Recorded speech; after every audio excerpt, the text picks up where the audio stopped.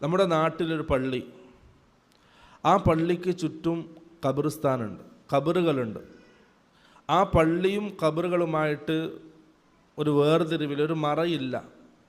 അങ്ങനെയുള്ള പള്ളികളിൽ നിന്നും നിസ്കരിക്കാൻ പറ്റുമോ?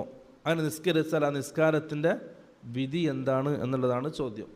ഇവിടെ മനസ്സിലാക്കേണ്ടത്, ആദ്യമേ മനസ്സിലാക്കേണ്ടത്, റസൂൽ സല്ലല്ലാഹു അലൈഹി വസല്ലം ഖബറുകളെ മസ്ജിദാക്കുന്നതിനെ നിരോധിച്ചിട്ടുണ്ട്. അത് കബായിറിൽപ്പെട്ടതാണ്, വൻപാപങ്ങളിൽപ്പെട്ടതാണ്. അല്ലാഹുവിൻ്റെ റസൂല് അവസാന സമയം, മരണത്തോടടുക്കുന്ന സമയം, റസൂൽ സല്ലല്ലാഹു അലൈഹി വസല്ലം പറഞ്ഞു, ലഅനത്തുല്ലാഹി അലൽ യഹൂദി വന്നസാറ ഇത്തഖദു ഖുബൂറ അംബിയാഇഹിം മസാജിദ. അല്ലാഹു സുബ്ഹാനഹു വ തആല യഹൂദികളെയും നസ്രാണികളെയും ശപിക്കട്ടെ. അവരുടെ